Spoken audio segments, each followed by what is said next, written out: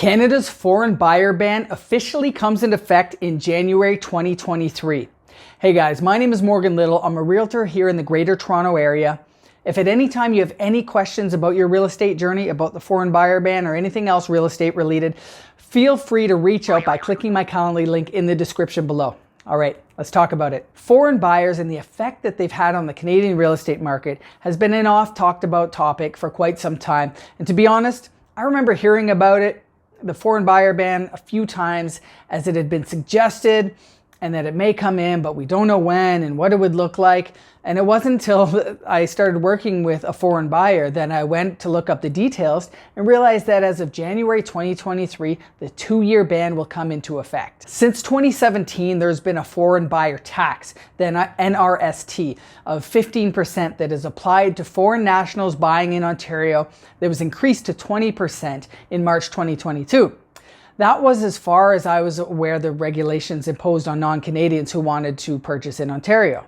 Lo and behold, I found out in June 2022, Parliament passed the legislation banning foreign buyers for the next 2 years starting January 2023. And I don't hear a lot of people talking about this. So I wanted to do the research and make this video not only for my client who I'm currently working with, as well as others who have reached out to me about this topic in the past, but also for people like yourself who are curious about what the status is of buying in Ontario as a non-resident. So who does this affect? Under this legislation, a person who is neither a Canadian citizen or a permanent resident or protected under the Indian Act, including corporations that are not incorporated under laws of Canada or a province within Canada, are considered foreign buyers. Now, there are exemptions to this. The exemptions are a temporary resident within the meaning of the Immigration and Refugee Protection Act who satisfies prescribed condition. This includes temporary workers and international students. B, a protected person within the meaning of subsection 95(2) of that act. C, an individual who is a non-Canadian and who purchases residential property in Canada with their spouse or common law partner if that spouse or common law partner is a Canadian citizen, a person registered under the Indian Act, a permanent resident, or a person referred to in paragraph A or B. And D, a person of a prescribed class of persons. Now, I know some of that language is vague, so please, if you're not sure if you fall under the exemptions, speak to a lawyer.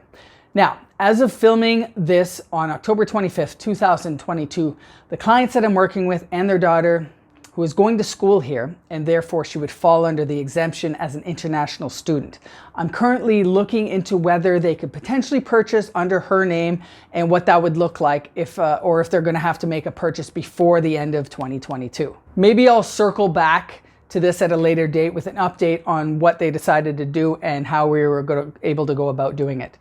Because my understanding is that as long as an agreement of purchase and sale is signed before January 2023, even if the closing is after that date, then the ban would not apply. Now, if we can have their daughter purchase the property under her name, I don't consider that a loophole, as she is the one who's actually living in it as an international student on a scholarship. It just so happens that her parents are helping her purchase it. But similar situations have been the way that foreign buyers have been able to get around the tax that has been in place till now and will likely continue to happen once the ban is in effect. And what I mean by that is that if a foreign buyer has a family member or a trusted friend or a business partner who are Canadian or a resident of Canada, they can create a trust agreement protecting the foreign buyer's interest in the property while putting the property in the Canadian's name.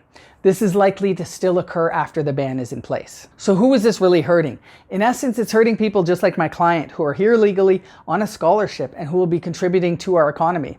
If the goal is to keep foreign drug money or whatever unsavory money that they're worried about coming into our country and sitting in empty real estate, I'm sure those people will continue to figure out ways around it. Christia Freeland was quoted as saying, "We will make the market fairer for Canadians. We'll prevent foreign investors from parking their money in Canada by buying up homes. And we'll make sure that houses are being used as homes for Canadian families rather than a speculative financial asset class."